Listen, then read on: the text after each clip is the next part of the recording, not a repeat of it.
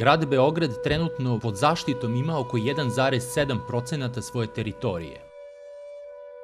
Najveći prostor koji je stavljen pod zaštitu čine takozvana zaštićena prirodna dobra. Dve najveće površine koje su pod zaštitom su dve beogradske planine, Avala i Kosmaj. Daljim radom na zaštiti područja na teritoriji Beograda, Sekretarijat za zaštitu životne sredine u saradnji sa nadležnim ministarstvom i Zavodom za zaštitu prirode Srbije ima za cilj da što više poveća broj površina koje su zaštićene na osnovu prirodnih vrednosti koje poseduju. Jedna od veoma značajnih oblasti je takozvani Forland Beograda. Studija o zaštiti ovog područja je urađena od stručnjaka Zavoda za zaštitu prirode. Prema ovoj studiji, Forland Beograda obuhvata dve prostrane plavne zone površine od oko 1700 hektara. Reč je o područjima Crvenka, to jest Beljarica i Kožara, koje su ispresecane rukavcima ili dunavcima i brojnim barama i mrtvajama.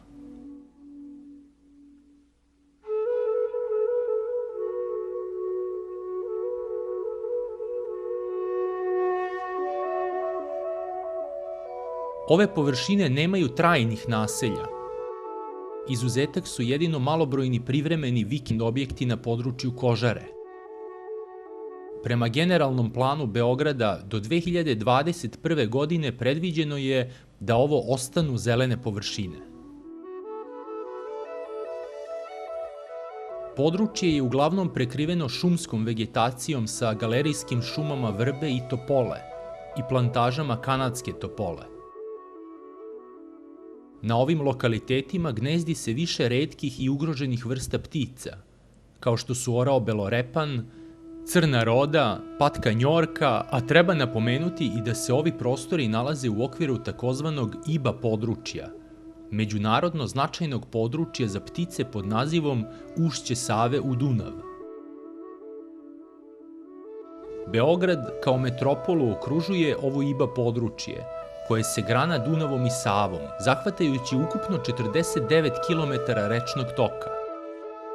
IBA pokriva prvih 10 km toka Save i 39 km toka Dunava. Dva od tri velika plavna kompleksa koje su deo IBA područja Ušće Save u Dunav su upravo Beljarica i Kožara, zajedno sa velikim i malim ratnim ostrvom. Budući da je najveći deo područja izložen redovnom plavljenju, prisutna je značajna raznovrsnost staništa. Zastupljene su prostrane vodene površine reka i ribnjaka, peskoviti i muljeviti sprudovi i obalni plićaci, vodoplavne šume, plavne livade i stajaće vode rukavaca i kubika. Između reka i nasipa pružaju se manji kompleksi aluvijalnih šuma bele vrbe, topole i jasena, a koje su prošarane rukavcima i barama. Vodena staništa na ovim lokalitetima važna su i kao reproduktivni centri za vodozemce i gmizavce. Takođe, ove plavne zone važna su plodišta mnogih rečnih vrsta riba.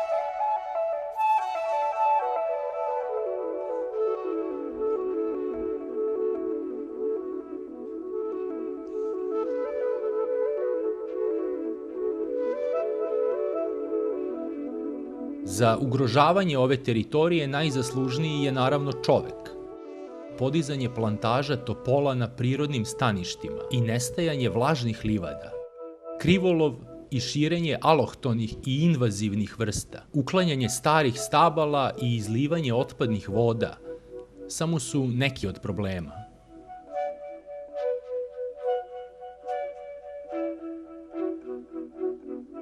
A možda najveći predstavlja sistemski nerešeno divlje odlaganje građevinskog šuta na prirodnim staništima.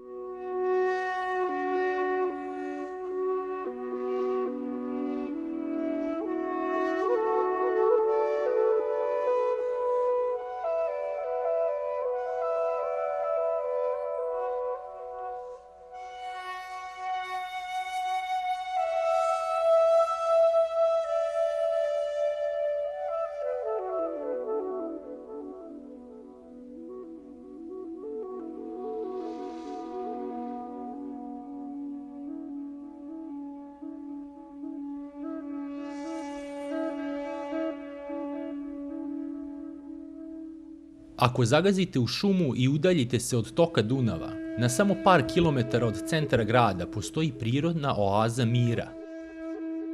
Ali često plavljenje ovog područja, pored vode, donosi i neke druge plodove čovekovog neodgovornog ponašanja. Posla svakako ima za budućeg upravljača ovim prirodnim dobrom. Potrebno je otvarati zasute Dunavce i obezbediti sezonsko plavljenje depresija, kako bi voda redovno dopirala do što veće površine koje je pod zaštitom. Na ovaj način sprečava se odumiranje riblje mlađi i drugih stanovnika koji čine biološku raznovrsnost ovog predela. Čišćenjem bara i vlažnih livada, čuvanjem starih stabala i sastojina, kontrolom kretanja i sprečavanjem divlje gradnje i paljenja trske, znatno bi se smanjio loš uticaj čoveka, a nekim dobrim sadržajima kao što su formiranje hranilišta za grabljivice, izgradnja staza, osmatračnica i centra za edukaciju posetilaca, ovaj predeo bi mogao da predstavlja jedan dobar primer zajedničkog života čoveka i prirode.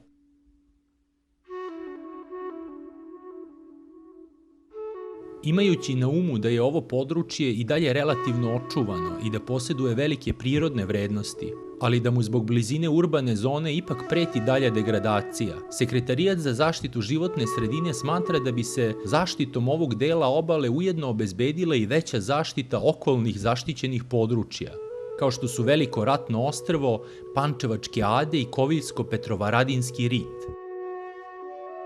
Na taj način bi se upotpunila i unapredila mreža zaštićenih područja uz Dunav. Takođe, na taj način Beograd bi dobio još jednu atraktivnu ekoturističku lokaciju, koja bi održivim i kontrolisanim turizmom promovisala potrebe zaštite prirodnih vrednosti.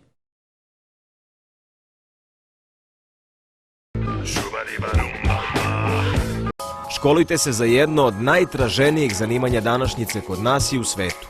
Postanite dobar web dizajner. Upis u toku.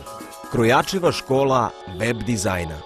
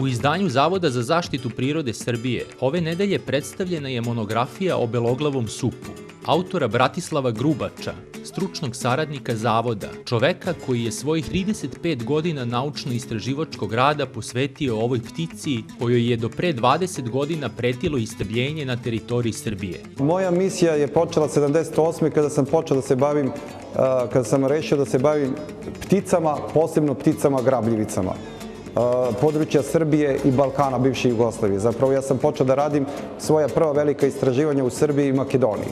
I čitav niz godina, 12 godina sam se bavio. Međutim, u toku prve godine, u prvu fazu je izbilo 5-6 vrsta koje su visoko ugrožene. Zapravo ja sam počeo studiju najugroženijih ptica grabljivica Balkana. Jedna od tih ptica grabljivica, jedna od 6-7 vrsta kojima sam se specijalno bavio 35 godina je bio beloglavi sup.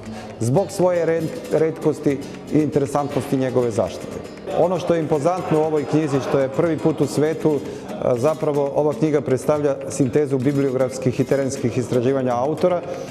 odnosno bibliografija obuhvata preko 400 referenci, što je zaista jedna velika cifra koju je trebalo obraditi u jednom veoma kratkom vremenu, i jedan veliki terenski dnevnik od nekoliko stotina strana gde sam trebao da izvučem neke najinteresantnije nepublikovane podatke.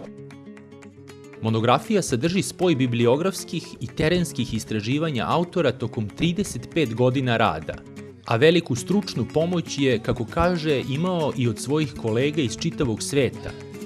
Pa ova knjiga, izdata na srpskom jeziku, objedinjuje informacije prikupljene od svetskih stručnjaka koji proučavaju ovu ugroženu vrstu ptica, pa u tom smislu predstavlja literarnu vrednost svetskih razmera. Prvobitna zamisao knjige je bila da bude kao prethodne moje knjige, znači naučno-popularna knjiga, međutim u samom toku pisanja ove monografije unet je tako veliki broj stručnih podataka, tako da je podignut na kraju nivo knjige da dolazi u stručno. Međutim, pri pisanju kompletne te građe uvek sam imao na umu da bi trebao da bude razumljiv svakom ko želi da se bavi i koji želi da uđe u svet beloglavog supa. Tako da na neki način pokušao sam da napravim jednu knjigu koja bi bila na kraju jedan priručnik o beloglavom supu, gde bi mogli da koriste od studenata biologije do stručnjaka koji se bave istraživanjem i zaštitom beloglavog supa. Ceo svoj istraživački rad autor je podelio na dva procesa. Proces istraživanja i proces zaštite. Prvih 12 godina proveo je u istraživanju ovih ptica uglavnom na teritoriji Makedonije, gde je spremao svoju doktorsku disertaciju na temu istraživanje biologije lešinara, dok je aktivnosti vezane za zaštitu ovih ptica otpočeo 90-ih godina kao saradnik Zavoda za zaštitu prirode. U to vreme u Srbiji je živelo svega 20-ak parova beloglavog supa i ove ptice bile su na granici isčeznuća. Metodama aktivne zaštite njihov broj je od tada počeo da se povećava. Lešinari uopšte, a naročito beloglavi supovi, su na našim prostorima najčešće istrebljivani od ljudi. Da li iz neznanja ili praznoverija, ljudi su smatrali supove pretnjom, pa su ih trovali strihninom i cijanidom tokom njihovih krstarenja u prirodnoj potrazi za hranom. Ove metode aktivne zaštite podrazumevale su organizovanje hranilišta na kome je pticama obezbeđena dopunska ishrana tokom cele godine. Uporedo sa hranilištima, započeto je i aktivno apelovanje na lokalne samouprave i njihove inspekcijske službe o potrebi kažnjavanja svih koji organizovano truju ptice.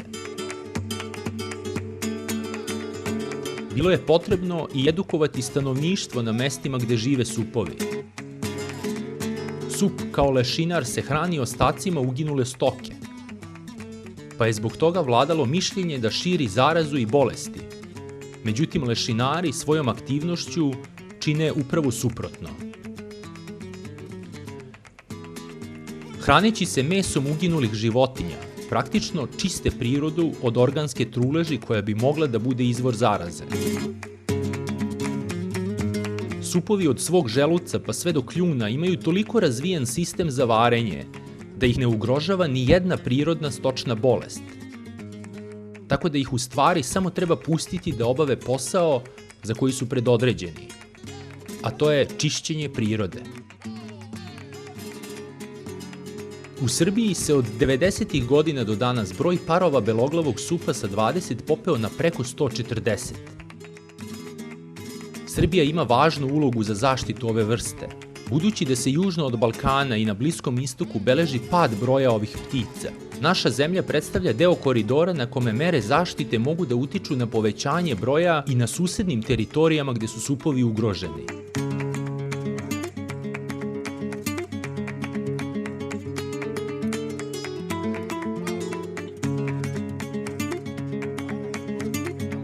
Ova divna stvorenja u prirodi nemaju drugog prirodnog neprijatelja osim čoveka. Oduvek su supovi fascinirali ljude svojom pojavom i ponašanjem, naročito zbog toga što se hrane mrtvim bićima.